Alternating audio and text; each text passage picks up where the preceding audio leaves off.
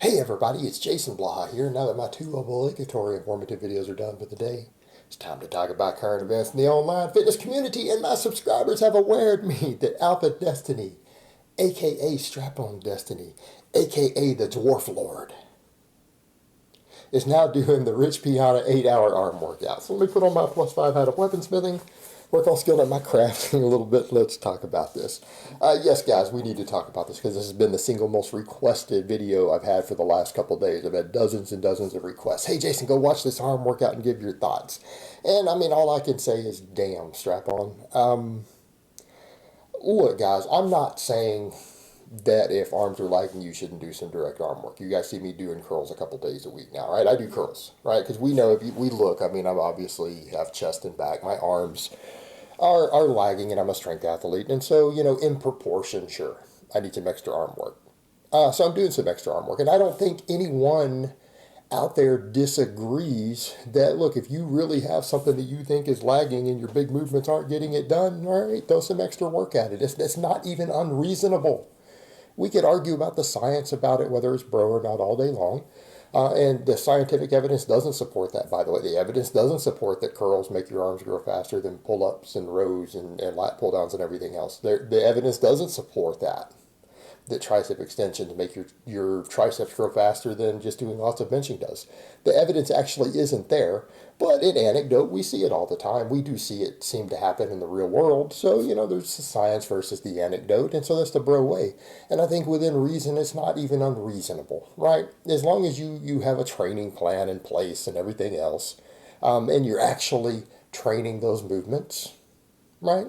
And have a game plan for something like that. It works. Like, you feel that you need to do some curls, and by all means, do some curls, program them, train them. Treat it like a serious exercise, though.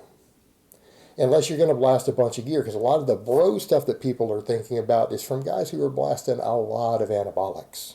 And that's why they just get away with whatever and chasing a pump and not tracking anything. But like with any other exercise, if you're serious about progress on a movement, you're going to train that movement. You're going to have a game plan in place for progressive overload, and you're going to program and train that exercise, right? That's reasonable.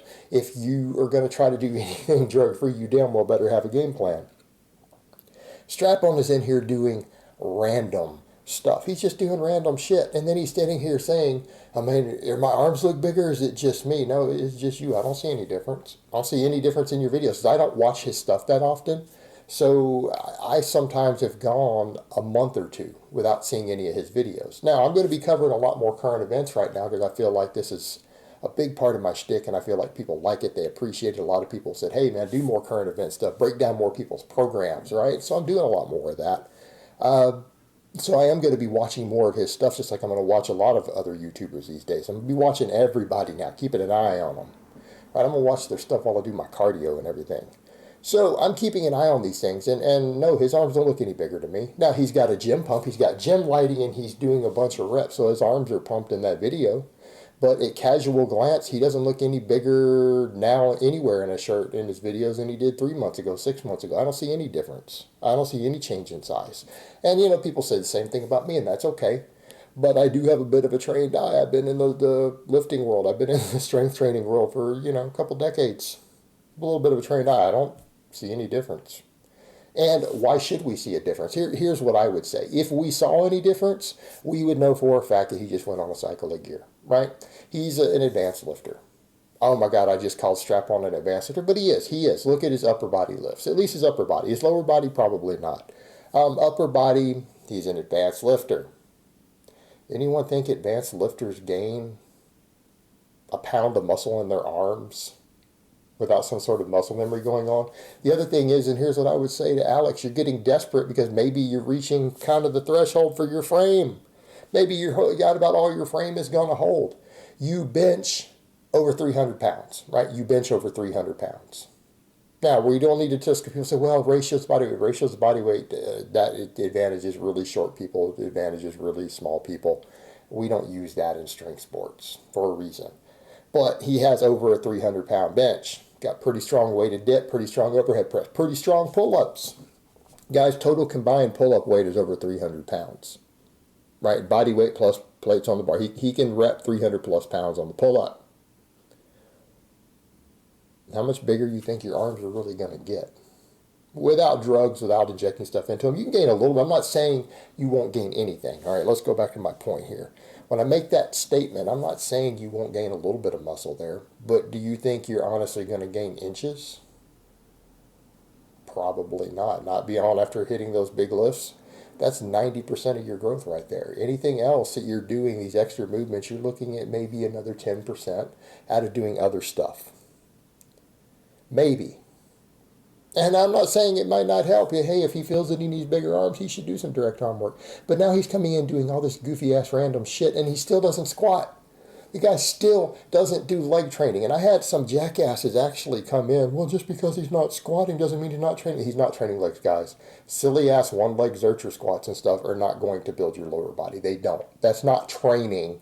That's goofing off. That's called fuck-around-itis. That's what that's called. It's goofing off. That's not actually training.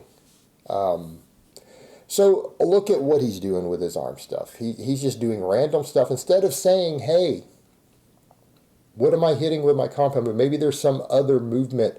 Maybe there's some muscle fibers I could be missing with my big movements. I need to figure out what those are, hone in, and target those. But he doesn't know anything. He doesn't understand training. He really doesn't understand training. He's a silly-ass kid. Now he's just doing random shit like 2-inch bench press lockouts and just doing all this goofy stuff because he's running out of ideas, and all the silly circus act isn't getting necessarily the results he wants. So it's just about coming up with random silly shit to do for views. I mean, what he should have been doing, because he stood right there and talked about the long head of the tricep. And I would agree, look, if you do tons and tons of pressing and your triceps aren't big enough, well, maybe it is time to start looking at the long head. I've always said that. I've said that for years and years and years. All right, if you need bigger triceps and the bench press isn't getting it done, your weighted dips aren't getting it done, maybe it's time to start looking at what's going on with the long head. Incorporate some smaller tricep movements that do work the long head more, the setup here, right? That's totally reasonable. But then he specifically is going in doing multiple movements that recruit the long head less. And then those straight arm push downs and stuff he's doing, that's just going to cause tricep tendonitis. Now, this is a guy who talks about, oh, I've got double jointed elbows. Yeah, well, when you get that tendonitis and the long head of your triceps to go with them double jointed elbows, I don't want to hear any crying. Actually, I do, because his silly ass always does stuff that's going to get him hurt eventually. I mean, granted, he's not as bad as Mark Stubing is right now, but he does some silly ass shit. And he is going to get hurt, and he is going to destroy his elbows and tricep tendons eventually, and that's fine. He's like 22 right now. You have to get a few years strap on. Keep some of this silly shit up without the right drugs to reduce that inflammation that all the bros you're watching use, right? Yeah? You better find out their drug stacks and how they continue to train that way for years without getting all messed up. So, back over to the point. Silly ass movements like that, he's going to get tendonitis in his triceps. He has no real game plan. It's like, I'm going to go up to 6 sets of each of these extra. You're going to be doing like 20 plus sets for biceps, 20 plus sets for triceps, all on their own day. It's ridiculous. And again, he's not even saying, hey, what's going on? What parts of the muscle, maybe what fibers, what movement function am I missing with my big movements that I think I really need to do? That I really need to do in order to make my arms grow. And if that's, you can identify those, and that's what good coaching is. And he doesn't know how to coach. He doesn't know how to write anything. That's what good coaching is. You come in and you say, okay, well, what performance elements am I missing here? Because the performance elements do affect hypertrophy. What am I missing? And I need to hone in and do that. You know, if he had come in and said, hey, I feel like the long head of my tricep probably needs more work. Well, let me go just do 9 or 10 sets of an exercise that hits that, because I think that will bring my arm up. You know, I wouldn't actually even make a big deal if he did that. But it's all the silly shit, all the supersetting and the back and forth and trying to do all the goofy ass, like he does the skull crushers and tried to do that little close grip thing. He did it and then realized it was stupid. It's like, you should have realized it was stupid before you even did it. If you knew anything about training, you would already know that's stupid.